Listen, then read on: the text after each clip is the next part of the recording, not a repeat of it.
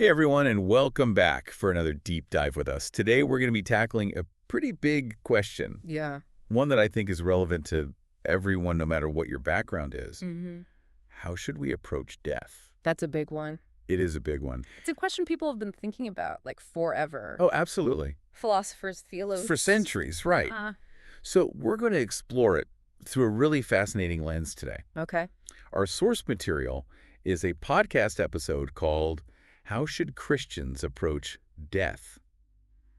Fear or Faith? Interesting. And I want to say right off the bat, even if you don't identify as Christian, stick with us. Yeah, We're not here to preach, right.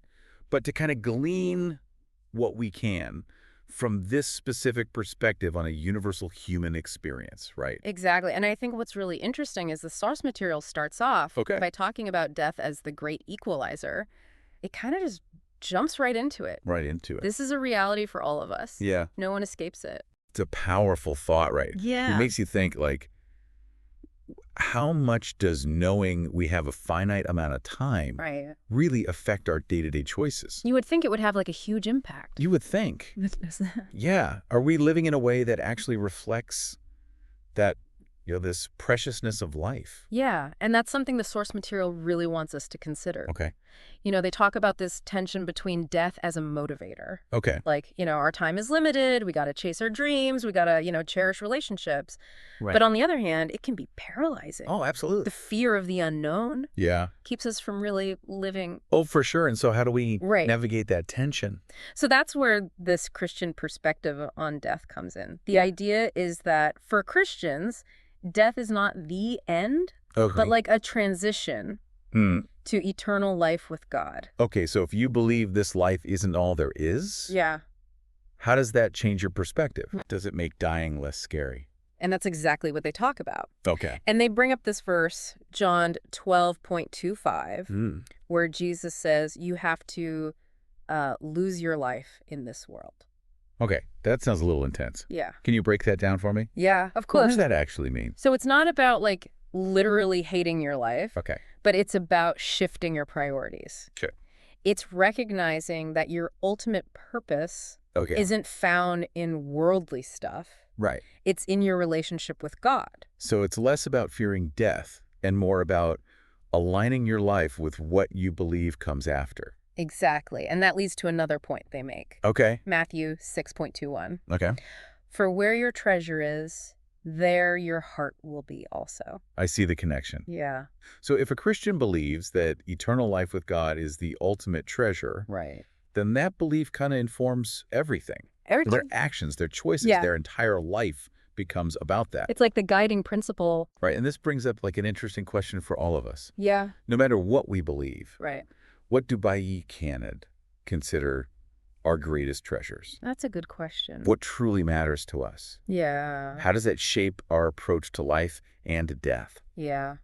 It's a lot to think about. It is. I feel like this is already making me look inward, Yeah. examine my own priorities, For sure. my own motivations, but I have a feeling Yeah. we're just getting started. Oh, yeah. We're just scratching the surface here. Okay. There's so much more to unpack in the source material, Okay. especially when it comes to like facing grief and the fear of hell and this idea of love as an antidote to fear. I'm intrigued. It's really fascinating stuff. So we've talked about death as this great equalizer Right. and this idea of eternal life with God as a core belief in Christianity. Mm-hmm. But what about the more like emotional side of things? Yeah. Like what about grief and loss? That's a great point. Even with faith, losing loved ones is incredibly painful. Absolutely. The source material talks about that. Okay. It doesn't shy away from that reality at all.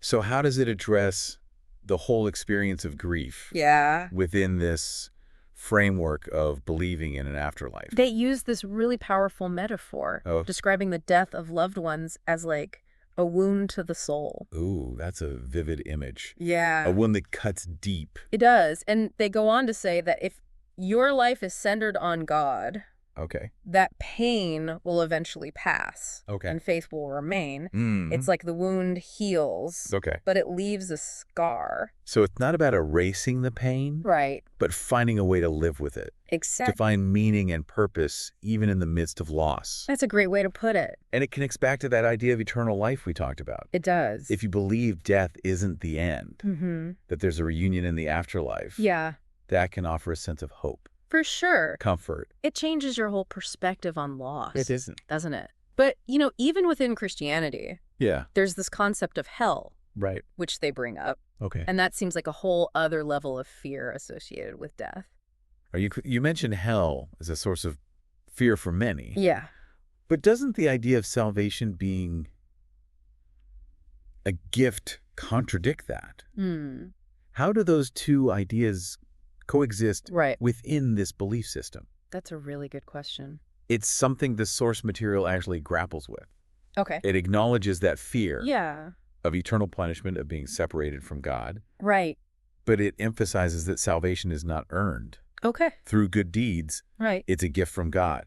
So you're saying it's not about being good enough to avoid hell. Right. You can't earn your way into heaven. Okay. It's about accepting God's grace. Okay. God's mercy. I see how that distinction could alleviate some of that fear of judgment. Right. It shifts the focus from your actions to Exactly. your acceptance of this gift of salvation. And that leads us to the last point they make. Love as the antidote to fear. Now, that's an interesting concept. Yeah. Tell me more about that. They quote 1 John 4.18. Okay.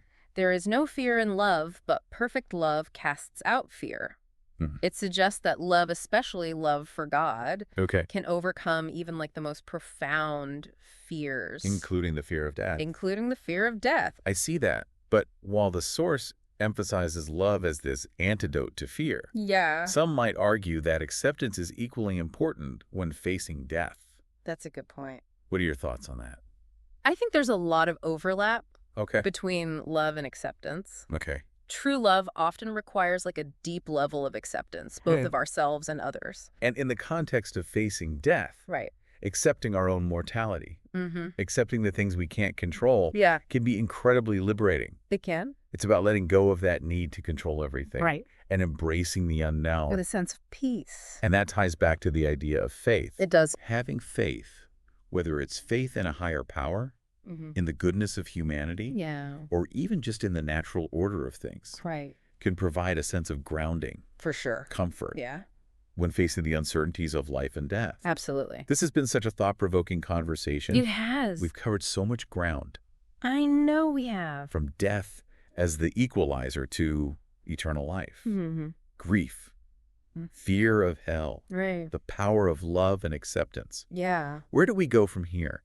It's amazing how much we've unpacked from just this one podcast episode. I know, right? So much to think about. Yeah. It's like this one episode opened up all these other questions It really did. about life and death and Yeah, and how to live. exactly. And, speaking of new possibilities, Yeah. the source material we've been talking about Mm-hmm. ends on this really powerful note. Okay. It asks if death isn't the end, Right. but a transition. Yeah. What legacy do you want to leave behind Oh, that's a good one. in this life? Yeah. What do you think about that? It really changes the focus, doesn't it? It does. Instead of worrying about dying, Mhm. it's like think about the impact you have Right. while you're here. Yeah, suddenly it's not about how long we live, Right. but how we live. Exactly. What we want to be remembered for. Yeah. What kind of mark Right. are we going to leave on the world? And that goes back to, those treasures we were talking about. It does. What are the things we truly value? Yeah. What guides our actions, Mm-hmm. our interactions with the world? Because ultimately, those are the things that define our legacy. This whole deep dive has been such a journey for me. Me too. We've explored this Christian perspective on death, Yeah. talked about faith, eternal life, Mm. fear, The power of love. love acceptance. Right. But I think the biggest takeaway for me has been Yeah. this invitation to reflect on my own life, Yeah. my own values, Mm-hmm. and the legacy I want to leave behind. Mm-hmm. That's beautiful. And I think that speaks to how universal this conversation really is. Absolutely. Whether we approach it from a religious perspective or not. Doesn't matter. The question of how we live, Yeah. how we face our mortality, It's something we all think about. it really is. Yeah. So to our listener, Yeah. we encourage you to sit with that for a bit. Think about it. What legacy do you want to leave behind? Yeah. What kind of world do you want to create? And remember, it doesn't have to be these huge, grand gestures. Right. Small acts of kindness matter. Yeah. Moments of connection, Mm-hmm. the choices we make every day, Yeah. all of it contributes. It's about living with intention. With purpose. Making our time count. Exactly. Well said. Thank you. And on that note, we've reached the end of our deep dive. Ah. Thanks for joining us. Yeah, thanks for listening, everyone. On this exploration of life, death, and the Christian perspective. Hope you enjoyed it.